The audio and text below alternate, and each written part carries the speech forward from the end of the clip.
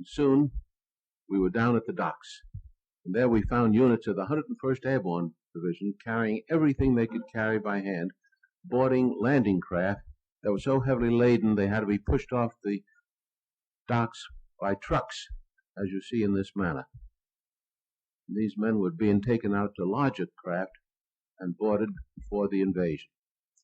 Here we see several units carrying grenades, bazookas. They didn't have an opportunity to load this aboard jeeps that were not fully available at this particular moment.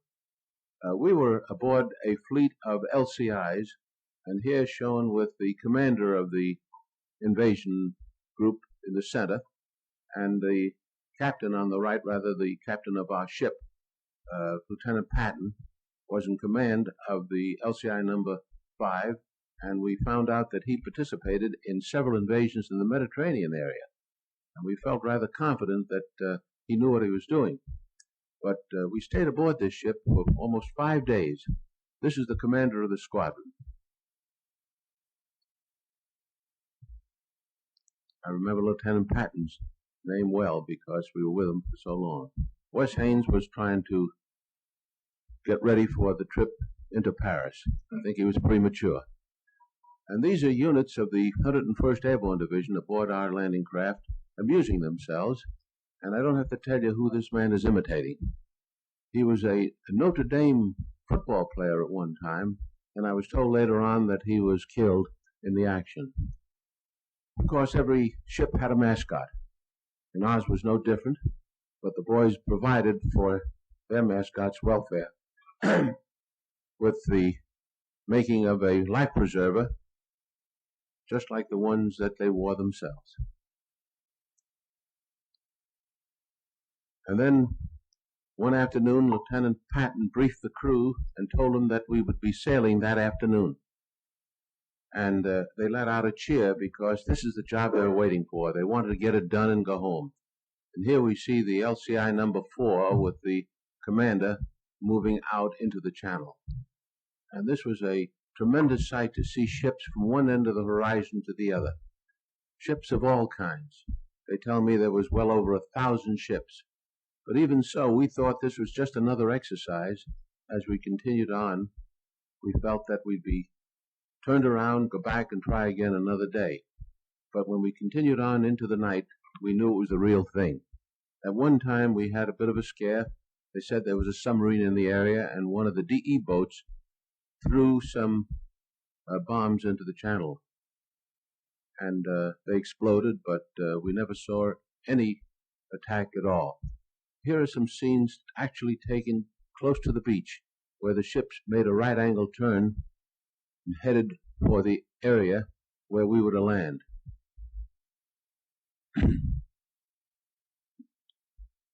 That is a DE boat in the distance. And, of course, we were on the alert for any kind of attack, even airplane attacks.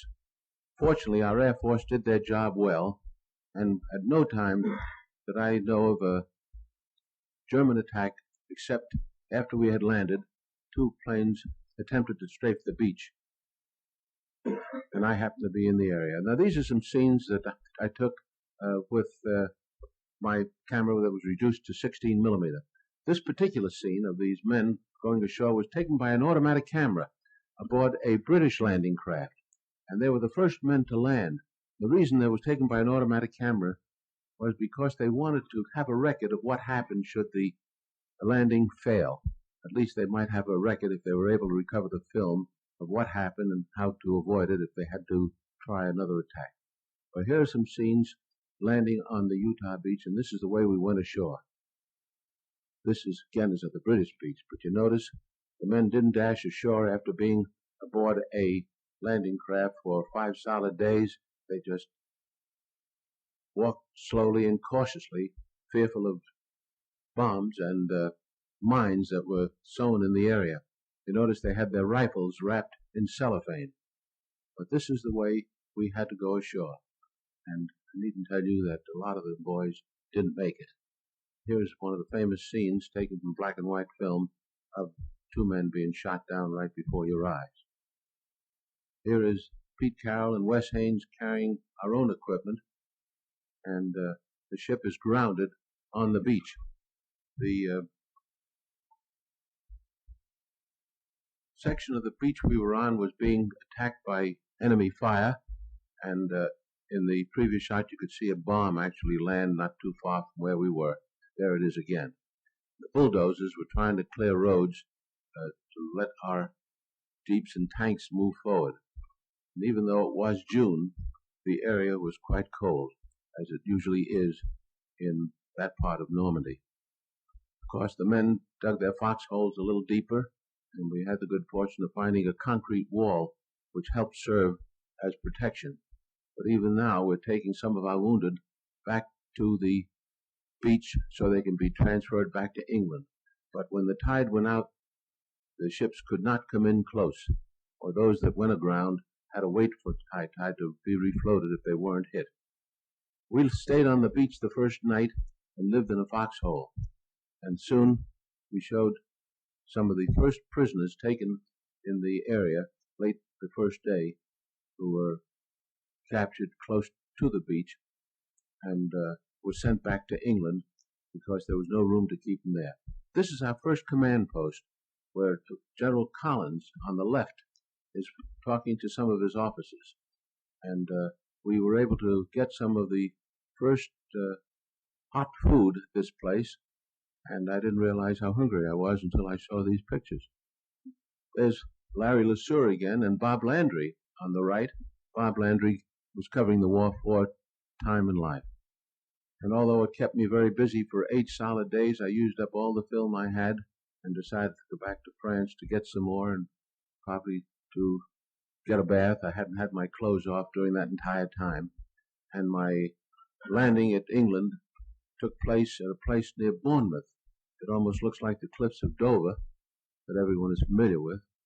But it was a beautiful sight to see the coast of England and know that I could get some rest after a while. But didn't realize that at that time the buzz bombs would start coming over, and here we see some of them flying over the English coastline. And these buzz bombs were a terror weapon. They didn't know where they would land, but the British were quick to set up machine guns and anti-aircraft fire to knock them out of the sky, and they managed to shoot down quite a few.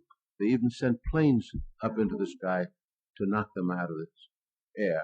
And of course, sometimes they did get through, and where they fell, they caused considerable damage. But you must have missed that pretty good shooting. There's one actually coming down, and it landed in the London area, and wherever they landed, they caused considerable damage. My second crossing of the Channel was made on an LST, from this time with units of the 3rd Armored Division that was sorely needed because they were bringing over more tanks and vehicles to carry us in the direction of Cherbourg, because we needed a port badly. The LST was manned by a British crew. That's the captain in the British uniform. But we were in a long convoy of many of them, everyone loaded to the gills with equipment that was sorely needed. But here you'll get an idea of what the beach looked like.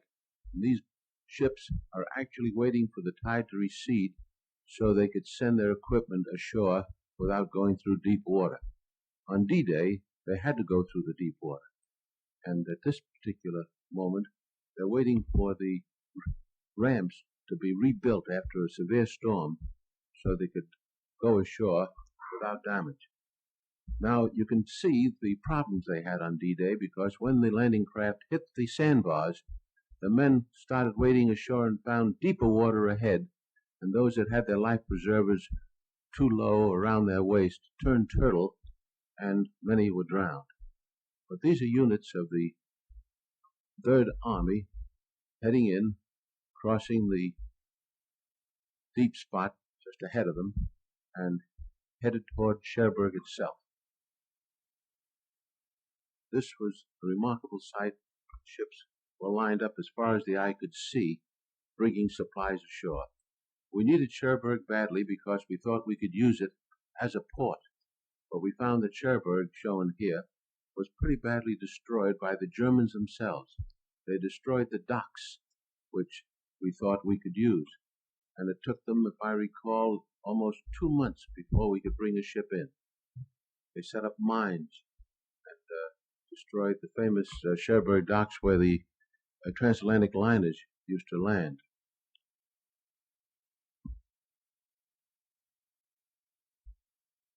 They not only destroyed the docks, but also the inland bridges that crossed the rivers that entered the Cherbourg area, the canals.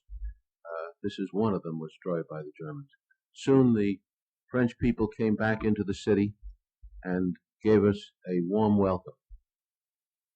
And soon we found the prisoners, and I think they took something like 16 or 18,000 men out of the Cherbourg area, and they're still holding their personal belongings, marching toward the beaches because they had to be transported to England and some eventually to the States to be held in prisoner of war camps. And even at this time, those that could talk to us or would talk to us said we'd be pushed back into the channel in less than a week.